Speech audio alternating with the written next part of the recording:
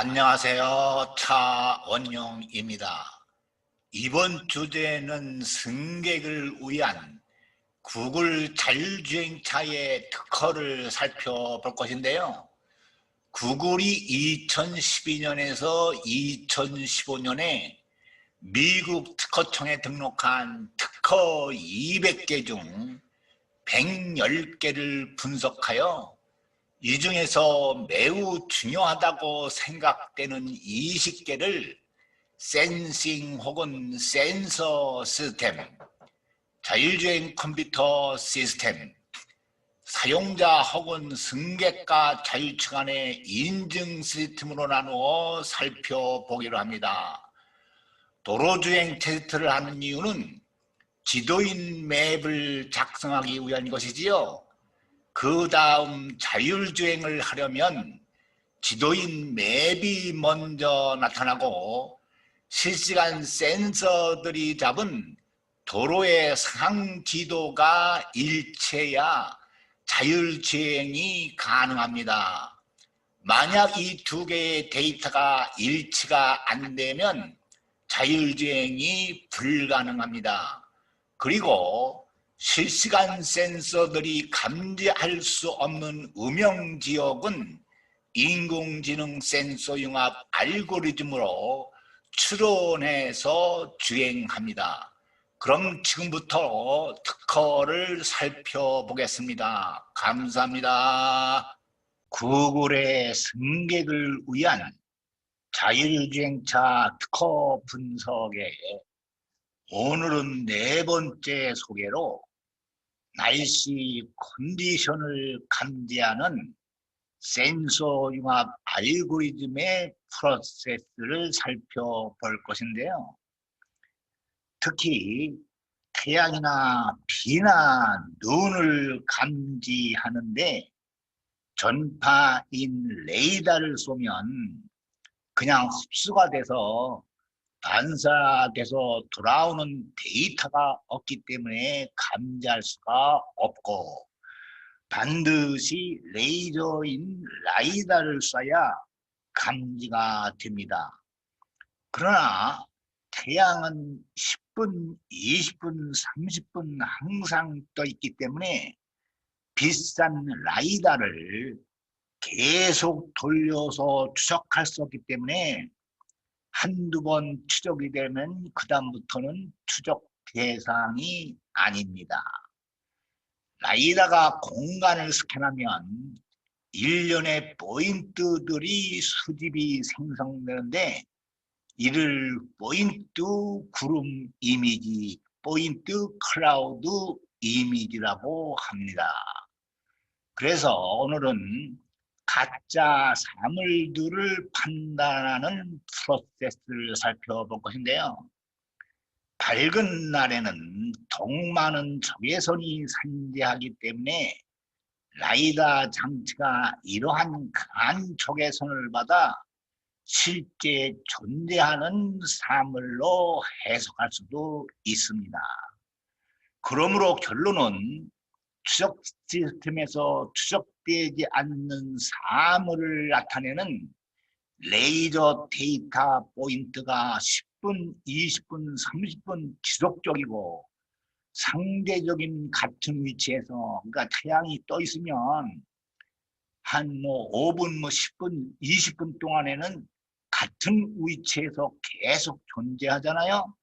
그것은 추적 시스템에서 추적하는 사물과는 관계없는 것으로 그 레이저 데이터 포인트는 나쁜 레이저 데이터 포인트를 나타내어 가짜 사물이라고 판단하는 것입니다. 여기에도 이제 프로세스 알고리즘이 나오는데 기본은 레이저인 라이다 데이터입니다.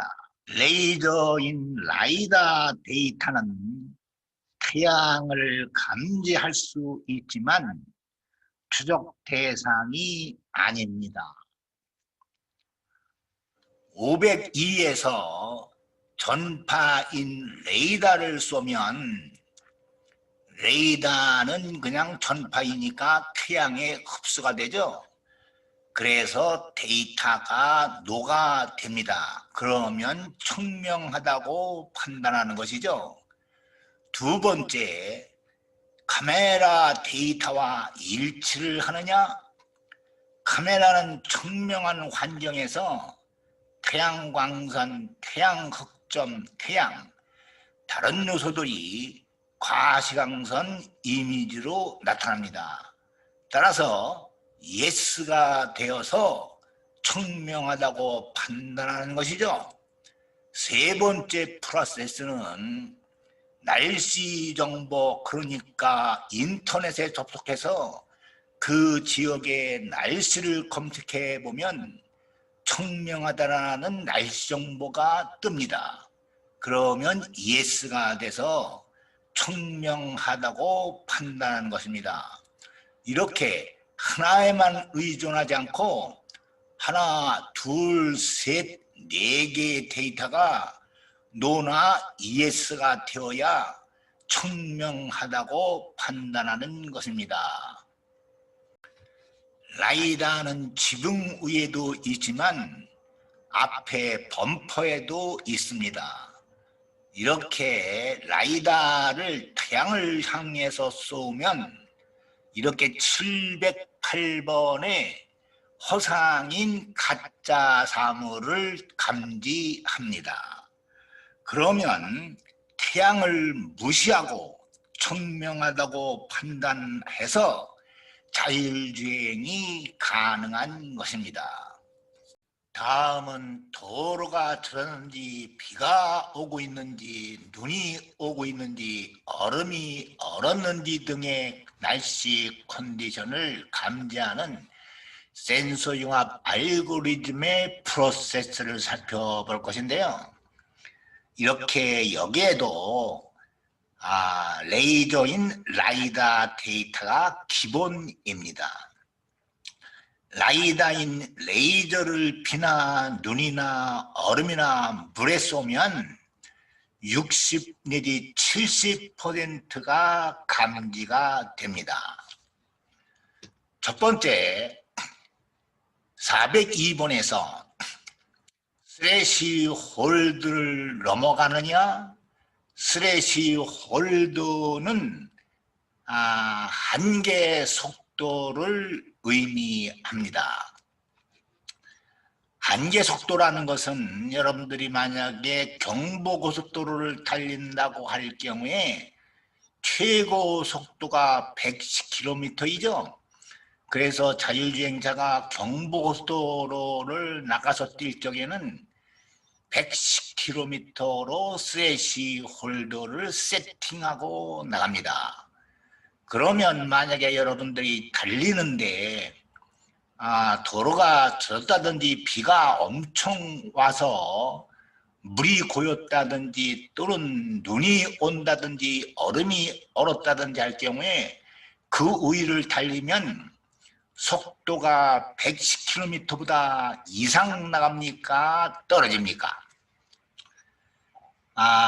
비나 물이나 얼음 위를 달릴 때에는 공회전을 하기 때문에 속도가 110km보다 이상인 112km나 115km나 120km가 나옵니다. 그러면 예스가 돼서 도로가 젖었다라고 판단하는 것이죠. 레이더 데이터와 일치가 되느냐, 레이더인 전파를 물이나 비나 눈이나 얼음에 쏘면 그냥 흡수가 돼서 데이터가 없죠. 그래서 녹아돼서 도로가 젖었다라고 판단하는 것이죠. 카메라 데이터와 일치를 하느냐, 여러분들 비 오는데 고도를 달릴 때 카메라로 비를 찍을 수가 있지만 계속 비가 내리기 때문에 추적 대상에서 제외가 됩니다. 그러니까 노가 돼서 도로가 젖었다고 판단하는 것이죠. 다른 센서 데이터와 일치가 되느냐, 강우량 센서와 비감지기 센서 이런 데서는 데이터가 감지가 되겠죠. 그래서 예스가 돼서 도로가 젖었다라고 판단하는 것이고, 그 다음에 날씨 정보를 검색해서 그 지역을 검색하면 비가 5분 전에 왔다든지 눈이 온다든지 겨울이 돼서 물이 얼었다든지 정보가 뜨면 예스가 돼서 도로가 졌다고 판단하는 것이죠. 이렇게 한 가지에 의존하는 것이 아니라 하나, 둘, 셋, 넷, 다섯, 여섯 가지의 데이터가 예스나 노가 되면 도로가 졌다고 판단하는 것이죠. 그 다음에 또 하나의 프로세스가 있는데요. 이렇게 이제 비가 온다든지 도로가 젖다든지 하는 때에 앞에 가는 차의 바퀴를 보면 여기서 물보라가 일어나죠. 라이다의 빔에 반사된 바퀴에 의해 튕기는 물 또는 진탕물이 보이죠. 다시 말해 라이다가 이들을 감지해낼 수는 있지만 물은 라이다로 추적할 수 있는 객체가 아니므로 실제 실시간 추적 시스템에서는 오랜 시간 추적이 안 됩니다. 그래서 이러한 실시간 라이다 데이터들을 사전에 정의되고 클라우드 서버에 저장된 자동차 등이 일으키는 높이 있는 아치형의 물보라 구름 데이터와 비교하여 매칭되면 도로가 졌다라고 판단하는 것이죠. 물론 이러한 물보라들은 레이저가 사전에 매뉴얼 모드로 도로 주행 테스트를 하면서 감지한 선행 상세 데이터 지도들입니다. 자, 오늘은 여기까지 하겠습니다. 경청해 주셔서 감사합니다.